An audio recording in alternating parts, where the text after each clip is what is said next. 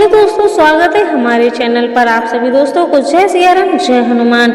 रामायण की अमर गाथा में सीता स्वयंवर एक ऐसा प्रसंग है जो न केवल प्रेम, शक्ति और धर्म की परीक्षा का प्रतीक है, बल्कि भारतीय संस्कृति में विवाह की पवित्रता और राजसी परंपराओं को भी दर्शाता है। भगवान राम और माँ सीता का मिलन एक स्वयंवर की वजह से हुआ था, जिसे जीतने के बाद भगवान राम का विवाह माता सीता के साथ संपन्न हुआ था। लेकिन क्या आपको पता है कि आखिर यह स्वयंवर क्यों हुआ? इसके पीछे की कहानी क्या थी, कैसे हुआ था पूरा प्रसंग और स्वयंवर के दौरान क्या क्या हुआ? आइए वाल्मीकि रामायण और अन्य पुराणों के आधार पर इस पौराणिक कथा को शुरू करते हैं।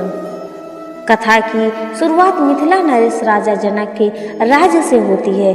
जनक एक विद्वान, धर्मात्मा और यज्ञप्रिय राजा थे। वे शिव भक्त थे और उनके राज्य में सुख शांति थी। लेकिन एक बड़ी चिंता उन्हें सताती थी, क्योंकि उनके राज्य में अकाल पड़ गया था।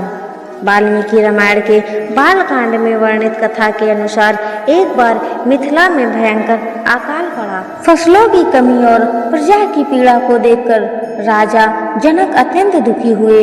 ऋषियों और मुनियों के परामर्श पर उन्होंने स्वयं एक यज्ञ का आयोजन किया, जिसका उद्देश्य भूमि को उपजाऊ बनाना और वर्षा प्राप्त करना था। इस यज्ञ के दौरान राजा जनक ने स्वयं हल जोतकर भूमि की जुताई शुरू की, ताकि वह प्रजा के प्रति अपनी जिम्मेदारी को और गहराई से निभा सके। जब राजा जनक हल जोत रहे थे, तभी हल की नोक एक सुनहरे पिटारे से टकराई।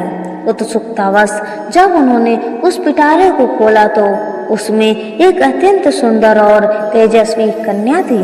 यह कन्या कोई और नहीं बल्कि माँ सीता थी। उनकी सुंदरता और देवीय आभा को देखकर राजा जनक और उनकी पत्नी सुनैना अभिभूत हो गई। उन्होंने इस कन्या को अपनी पुत्री के रूप में स्वीकार किया और उनका नाम सीता रखा, क्योंकि वह सीत से प्रकट हुई थी। यह कन्या कोई साधारण बालिका नहीं थी, वह धरती माता की पुत्री थी, जो रावण के अत्याचारों से विश्व को मुक्ति दिलाने के लिए अवतरित हुई थी। जनक और उनकी पत्नी सुनैना ने सीता को अपनी पुत्री मानकर पाला पोसा। सीता बचपन से ही असाधारण गुणों वाली थी, सुंदर, बुद्धिमती, धर्मपरायण और प्रकृति प्रेमी।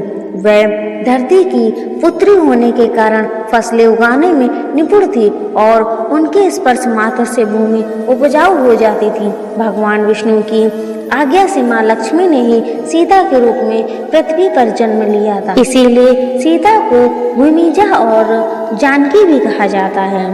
सीता बचपन से ही असाधारण थी। जब वह मात्र 8-10 वर्ष की थी, तब एक दिन राजमहल के आंगन में खेलते खेलते उन्होंने कुछ सहेलियों के साथ मजाक में एक शिव धनुष उठाने की कोशिश की। यह वही धनुष था जो देवासुर संग्राम के समय भगवान शिव ने प्रयोग किया था और बाद में देवराज इंद्र को सौंप दिया था। इंद्र ने इसे भगवान परशुराम को सौंप दिया था, जिसके बाद परशुराम ने यह शिव धनुष राजा जनक को प्राप्त हुआ था। जब माँ सीता ने यह शिव धनुष उठा लिया तो राजा जनक आश्चर्यचकित रह गए कि कैसे एक बालिका ने यह भारी शिव धनुष उठा लिया, जिसे वीर से वीर योद्धा तक भी हिला नहीं सकते थे। उसी समय राजा जनक ने दृढ़ प्रतिज्ञा ली कि मेरी पुत्री का विवाह उसी पुरुष से होगा जो इस शिव धनुष को उठाकर उस पर प्रतिष्ठा चढ़ा सके। जो इस धनुष को तोड़ देगा वही सीता का पति बनेगा। यह शर्त उन्होंने इसीलिए रखी ताकि सीता का प्राणी ग्रह कोई साधारण राजकुमार ना कर सके, बल्कि ऐसा भी हो जो स्वयं भगवान शिव का धनुष को जीत सके। समय बीतता गया और सीता युवावस्था में प्रवेश कर गई। अब राजा जनक के सामने सबसे बड़ी चुनौती थी सीता का विवाह। जनक नहीं चाहते थे कि उनकी पुत्री का विवाह किसी साधारण राजकुमार से हो। वह चाहते थे कि सीता का पति ऐसा वीर हो जो शिव धनुष को उठा सके और उसकी प्रतीक्षा चढ़ा सके। यह धनुष कोई साधारण धनुष नहीं था। राजा जनक ने स्वयंवर का आयोजन किया। स्वयंवर की घोषणा पूरे आर्यावर्त में फैल गई थी। जनकपुर में एक विशाल सभा का आयोजन हुआ, जहां राजसी वैभव का प्रदर्शन था। सभा भवन को फूलों, रत्नों और स्वर्ण से सजाया गया। चारों ओर यज्ञशालाएं थी और वेद मंत्रों की गूंज थी। दूर दूर से राजकुमार और महारथी आमंत्रित किए गए, लेकिन स्वयंवर से पहले एक महत्वपूर्ण प्रसंग हुआ। विश्वामित्र ऋषि अयोध्या नरेश दशरथ के पुत्र राम और लक्ष्मण को लेकर मिथिला आए। इससे पहले विश्वामित्र श्री राम और लक्ष्मण को अयोध्या से इसीलिए साथ लाए थे क्योंकि उनका उद्देश्य था ताड़का वध के बाद राक्षसों से यज्ञ की रक्षा करना। जब उनका कार्य पूरा हो गया तो विश्वामित्र राम और लक्ष्मण को लेकर मिथिला आ गए। राम उस समय मात्र 16 वर्ष के थे, लेकिन उनकी दिव्यता छिपी नहीं थी। वह नीले कमल जैसे नेत्रों वाले, लंबे भुजाओं वाले और शांत स्वभाव के थे। अब स्वयंवर का मुख्य दिन आया। सभा में हजारों राजकुमार एकत्रित थे। बनारस का राजकुमार, मगध का, कौशल का भी सभी अपनी शक्ति का प्रदर्शन कर रहे थे। सीता सफेद वस्त्रों में दिव्य आभूषणों से सुशोभित हाथ में वरमाला लिए सभा में प्रवेश करती है। उनकी सुंदरता देखकर सभी मुग्ध हो जाते हैं। जनक ने औपचारिक रूप से स्वयंवर की घोषणा की। पहले कई राजकुमारों ने धनुष उठाने की कोशिश की, लेकिन कोई इस धनुष को हिला तक नहीं पाया।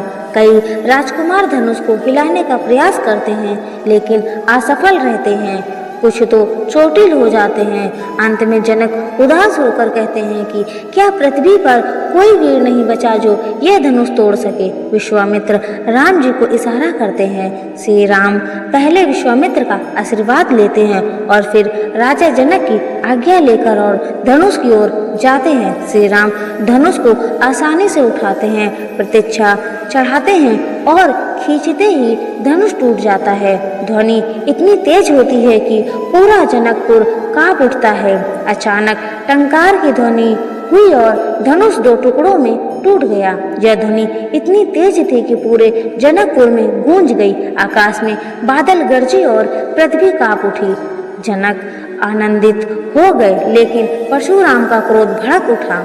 परशुराम जी भगवान विष्णु के अवतार माने जाते थे। वह धनुष टूटने की आवाज सुनकर सभा में पहुंचे। वह क्रोधित थे क्योंकि यह उनका गुरु शिव का धनुष था। उन्होंने क्रोधित होते हुए पूछा कि किसने शिव धनुष तोड़ा। वह राम, जिसे युद्ध की चुनौती देते हैं और कहते हैं कि तुम यदि सच में वीर हो तो वैष्णव धनुष पर प्रतीक्षा चढ़ाकर दिखाओ। तभी भगवान राम वैष्णव धनुष भी उठा लेते हैं और यह देख भगवान परशुराम समझ जाते हैं कि यह राम विष्णु अवतार हैं और आशीर्वाद देकर चले जाते हैं। अब विवाह की तैयारी शुरू होती है। दशरथ अयोध्या से आते हैं। 4 भाइयों का विवाह होता है। राम जी का सीता माँ के साथ, लक्ष्मण का उर्मिला से, भरत से मांडवी का और शत्रुघ्न के साथ श्वेत कीर्ति का विवाह होता है। विवाह उत्सव कई दिनों तक चलता है।